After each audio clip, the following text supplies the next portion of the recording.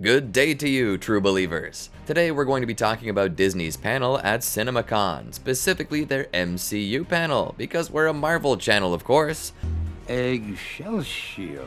So without further ado, let's get into it. During the Marvel panel, we got some news on some of the upcoming Marvel movies, including Fantastic Four and its nameplate, Thunderbolts with an asterisk, can't forget to mention that, and Captain America Brave New World. We further got some footage and info on the upcoming third Deadpool movie, Deadpool and the Wolverine, including a special popcorn bucket just for the movie. Beyond that, we have some discussion about Disney's plans moving forward in regards to creating better quality content in hopes of restoring fans' trust in the MCU. Starting with the Fantastic Four movie, while we didn't get much in the way of information about the movie, we were given the nameplate and informed by the Kevin himself that the movie will be shot entirely in IMAX. So at least we know the movie won't look bad. We also got a lot more on the Thunderbolts asterisk. They've been building up the Thunderbolts since Falcon and the Winter Soldier, as well as the Black Widow movie, in which a new sort of Avengers team-up was in the works. The most intriguing news, however, is the inclusion of the asterisk at the end of the name. I certainly noticed it, but excitement wasn't packed into it till Kevin made mention of it, saying that when the movie releases, it'll make much more sense. What this could mean is completely a mystery, but it offers a little bit of hype for the movie simply because we want to know what that means.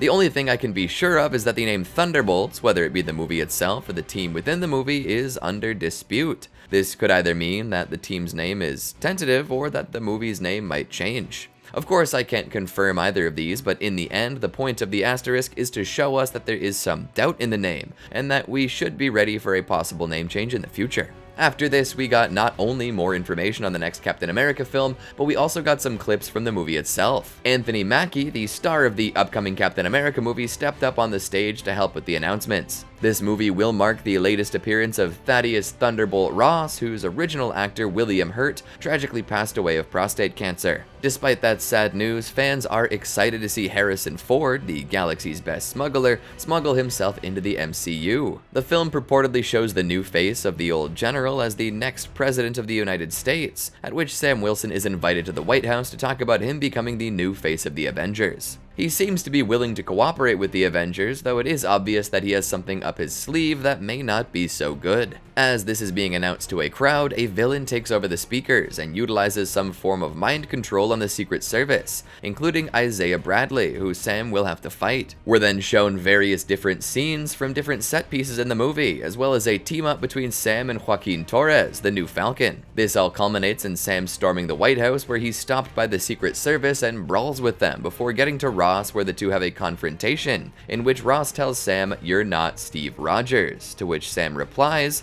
"You're right, I'm not." Get my boy got a mic drop here. Top 10 coldest responses.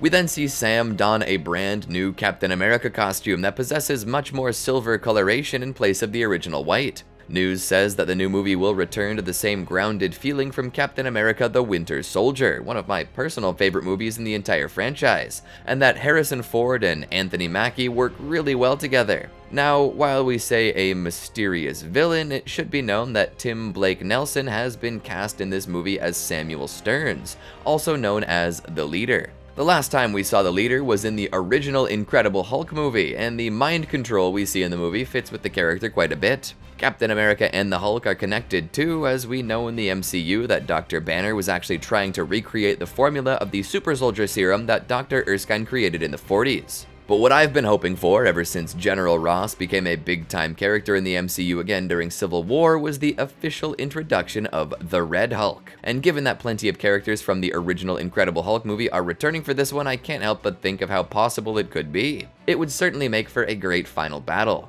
And considering that the Red Hulk's burning abilities could so easily be explained as the same serum that made Banner into the Hulk, mixed with Extremist from Iron Man 3, that could totally explain how we got here. Sorry, I'm just fanboying over here. Let's move on, huh? After this, we got to see director Sean Levy, who would be making the announcements for the new Deadpool and Wolverine movie. The people attending the panel were graced with 9 full minutes of movie footage. We also got a crude, rude surprise from Kevin when he utilized a particular bomb that starts with the letter F 3 times during his announcement of the movie. I hope you don't mind if I say it's f***ing awesome. It's awesome. Now, Marvel has toyed with the usage of this curse before, as with the rather controversial usage of it in Guardians of the Galaxy Volume 3. However, the big man stated that the reason why he was using it was a way to signal that this movie would indeed be rated R. The reason I can say it's awesome is because it's an R-rated movie. He went on to speak about the new popcorn buckets that would be made for the movie, saying, "There are some movies that inadvertently make crude and rude popcorn buckets, and then there are popcorn buckets designed by Deadpool.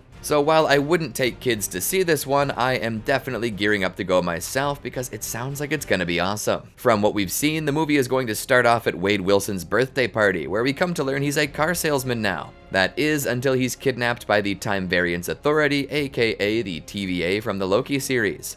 There he is spoken to by Agent Paradox, who tells him why he's needed and then shows him scenes from his past, present, and future, one of which includes Thor crying over the death of Deadpool, to which Paradox says that some of these are in the distant future. We get to see Wilson with Wolverine, where some comments are made about Logan's new costume, to which our boy tells Wade to shut the F up. We then see the last scene of the teaser that shows Wade run up to the camera, take a mic, and say, "F you Fox, I'm going to Disneyland." And while this news is fantastic, we also have some interesting tidbits from Disney and Marvel as for the direction of the MCU moving forward. It's been no secret that since Avengers Endgame, the MCU has lost some steam, with many fans considering many films to be low quality or filled with wokeism. And regardless of how you feel about those statements, the news is good for all sides of the argument in that Marvel and Disney are taking fan concerns seriously, with CEO Bob Iger stating that while Disney is ready to foster acceptance, their main goal is to produce entertainment, and that entertainment must be the first and foremost priority of the company.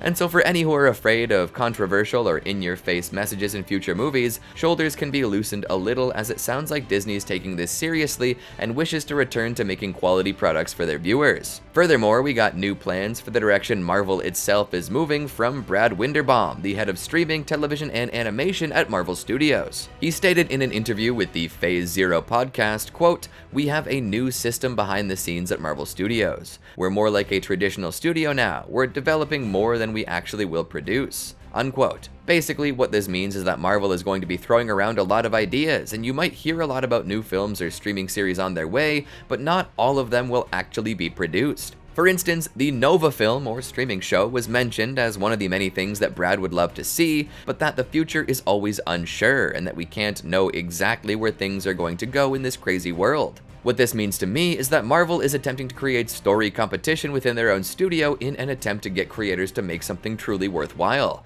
with Marvel only picking the cream of the crop to be joined into their MCU. What this might look like is the same way that the Eternals were planned to get a sequel of their own, but then it seemingly got scrapped. That doesn't mean that we'll never see these characters again, however, nor does it mean that these characters who have yet to appear will simply not be adapted, as Marvel is attempting to keep a clean storyline and will likely save potential heroes who might not have enough notoriety or are not favored as much until they can be teamed up in another series or film that will actually work. Furthermore, for fans that believe that the MCU is already shot with the death or retirement of some fan-favorite characters, such as Tony Stark, Steve Rogers, and Natasha Romanoff, there is some hope around the corner from Kevin Feige that Secret Wars will see a soft reboot of the MCU. This isn't as scary as it sounds, as it could actually make for a good story if told right and executed properly. First off, to explain what a soft reboot is for those who might not know, Wikipedia's article on reboots defines a reboot as such. A soft reboot is a reboot that shares some continuity with the original series,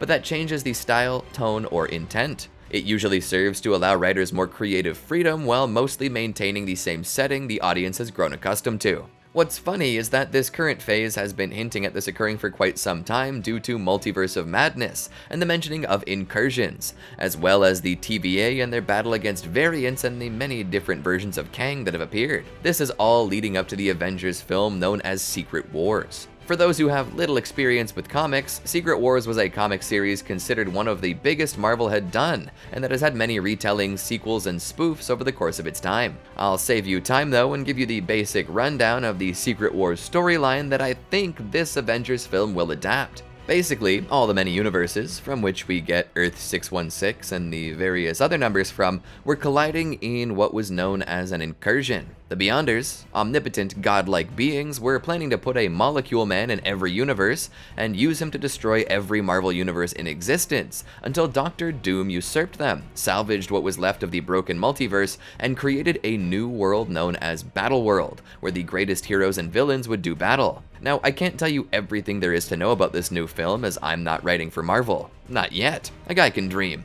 But if I were to guess what this would be about and crush the storyline down into an easy-to-digest film that isn't split across multiple entries, it's probably going to be the Beyonders doing a Dragon Ball Super-esque Tournament of Power arc that invites Earth's greatest heroes from every universe. This likely will include dead or retired characters such as Iron Man, Captain America, and Black Widow, while bringing in villains who are dead and retired as well. Not stopping there, but they also might bring in heroes and villains from other movies, such as Fox and Sony, the same way they did for Spider-Man No Way Home. We could see more of the X-Men, and perhaps even tie-ins to things like Agents of S.H.I.E.L.D., with the return of Phil Coulson and his team. Beyond this, we might get to see Tom Holland's Spider-Man don the black suit, which would become the MCU's Venom. This has already been hinted at during the post-credit scene of Venom Let There Be Carnage, where we saw the titular symbiote get transported to the MCU during the events of No Way Home, with No Way Home's end credits showing the same Venom and Eddie Brock being sent back to their own universes, albeit with Venom having left a piece of himself behind. With Tom Holland's Peter Parker wandering around without a name due to the events of that movie, it's no stretch to assume that the next time we see him will be in the Secret Wars film wearing the black suit, where he might take center stage. From this, the Spider-Man 4 movie that we know is in the works but is not yet named, it'll likely feature Tom Holland's Peter Parker facing the fallout of Secret Wars, with the suit itself changing his personality, resulting in Peter rejecting the suit, and the suit latching onto a new host who will become Venom and end up the main antagonist of that series. Who that new host will be is up in the air, but I have 3 other candidates in mind. The first being an MCU Eddie Brock, although it seems unlikely since MCU will want to deviate from the other Venom. The second could be Harry Osborn, like we saw in the Spider-Man 2 game, but this also seems a little unlikely as Norman Osborn has not been confirmed to even exist in the MCU outside of Willem Dafoe's portrayal from an AU Spider-Man. The last option, and the one that does have the most potential, is Flash Thompson, who has bonded with the Venom suit before. Flash idolizes Spider-Man, but is hateful toward Peter, which could set up a dark side for Venom to be corrupted by. But the end of the movie could see redemption, with Flash becoming Agent Venom, which could see a whole new possible series of shows or movies featuring the MCU Spider-Man series. All of this together could lead us into a new golden age for the Marvel Cinematic Universe. I didn't mean to just hammer you with speculation there at the end, but as you can possibly tell, I am hyped for the future of Marvel, and I believe that a new golden age for Marvel storylines is just around the corner. We gotta weather the storm until we get to blue skies and keep an open mind. Hopefully when the Secret Wars soft reboot, which is possible if not likely to happen, we'll get newer versions of old characters we like. It would add extra spice to see a totally different Iron Man. Just like how in Endgame we saw him become so well-rounded. We need something directly the opposite of that. Something like Iron Maniac, where he loses Endgame and becomes a morally compromised hero willing to do anything to win. That would be so freaking awesome. But anyway, what are your thoughts on the direction of the MCU? Do you have hope? Leave a comment below and let us know. Don't forget to like, subscribe, and ring the bell. Until next time, true believers, Excelsior!